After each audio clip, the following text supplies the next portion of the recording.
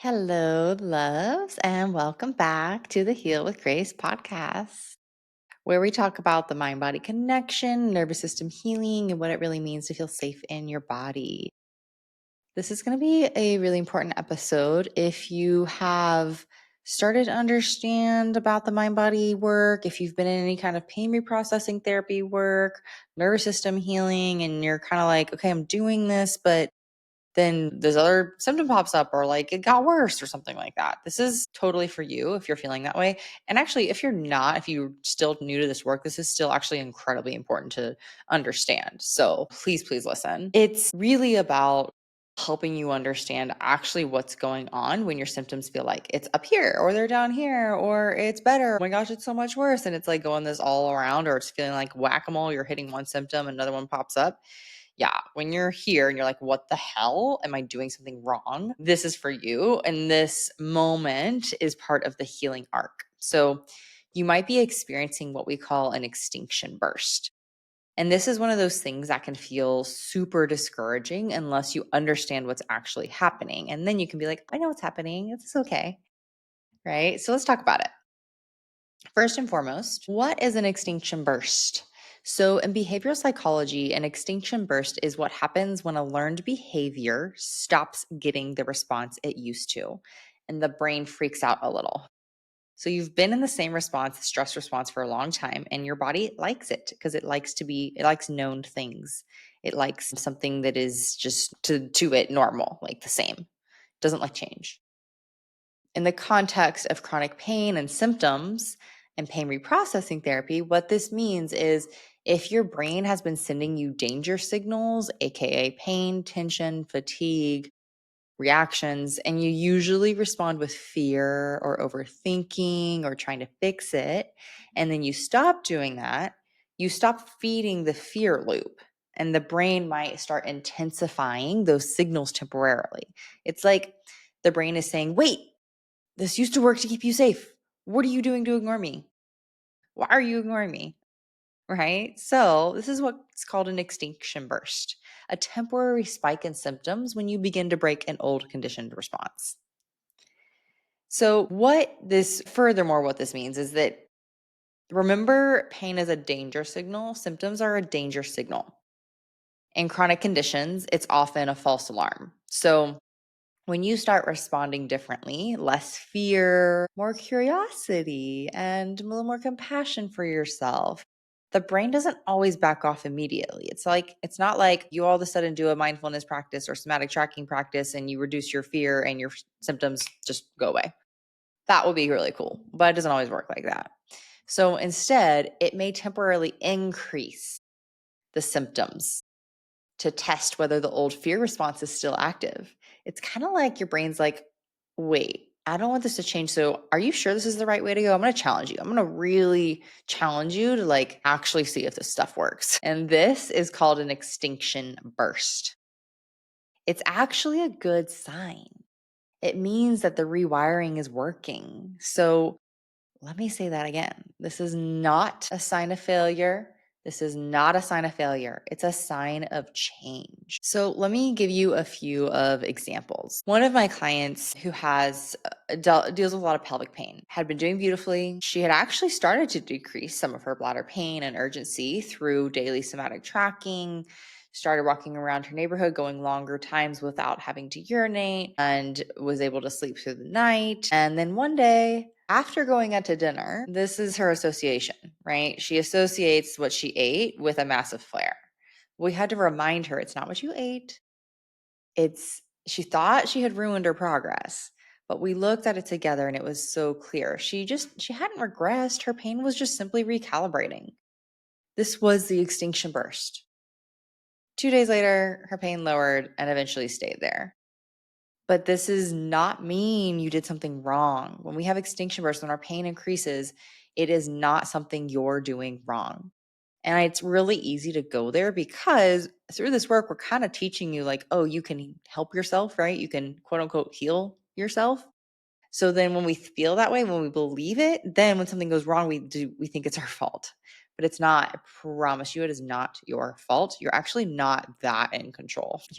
You're not. You're just not. So I'll also share an example of my own experience. I actually just a few months ago, or something like that, a couple months ago, and this is coming out in like May of 2025. I've been updating. I think you all know I've been updating the mind body healing method and getting really excited about it. But at the same time, it's a lot.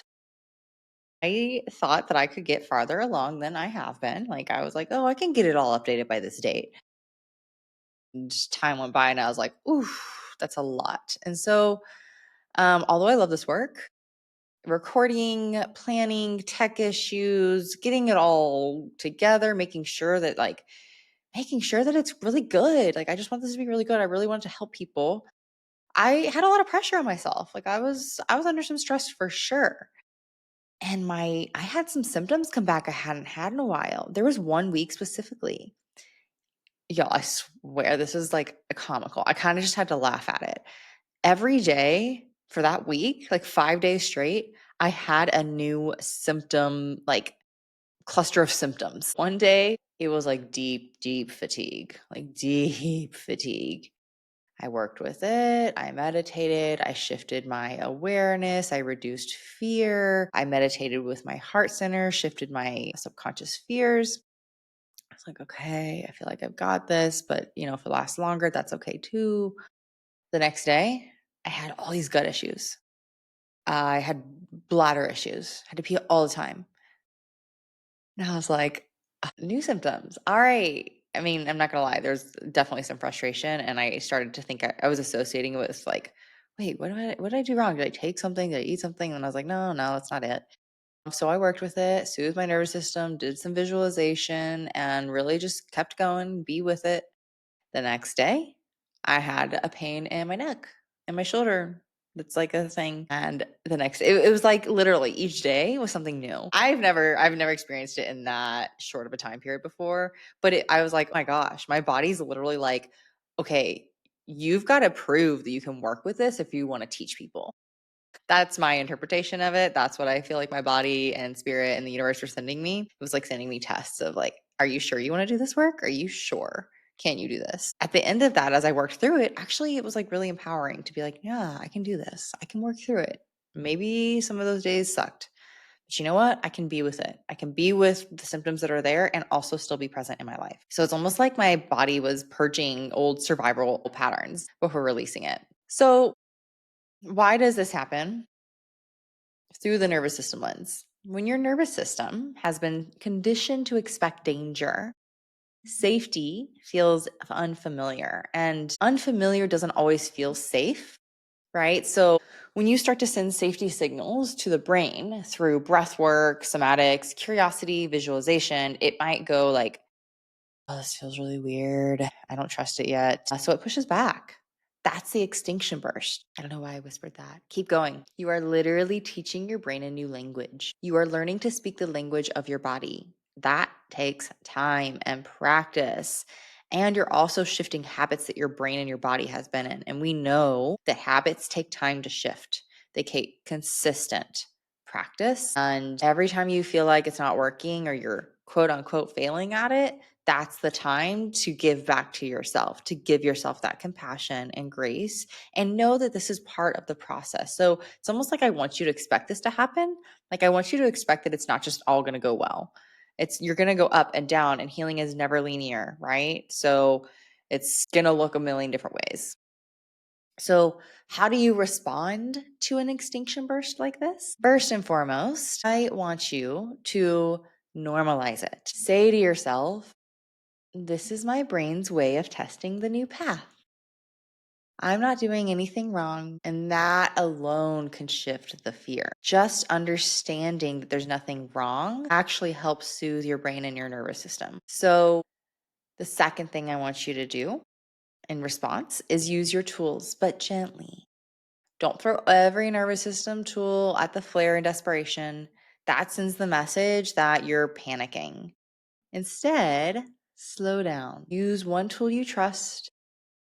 Use some regulation and grounding practices, a grounding touch, a self hug, slow exhale, orienting with your senses, looking at the fear response. What kind of fear is showing up? Are you afraid this will never go away? Are you afraid you've got it wrong? Are you blaming yourself? Are you shaming yourself? What kind of fear is there? And remind your body that it's safe to feel what it's feeling and that there's actually nothing wrong with you, that your body is okay. The way you respond to yourself and to your body changes the way your nervous system sends you signals. So if you respond with fear and anxiety and shame and guilt, it's just going to send you more signals.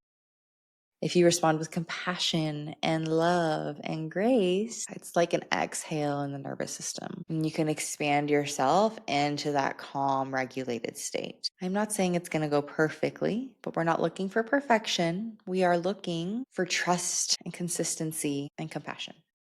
How many times can I say compassion in these podcast episodes? All the time. The next thing I want you to do, last but not least, is to keep living your life. Let the symptoms be in the background while you stay connected to what's meaningful to you. That is how the rewiring sticks.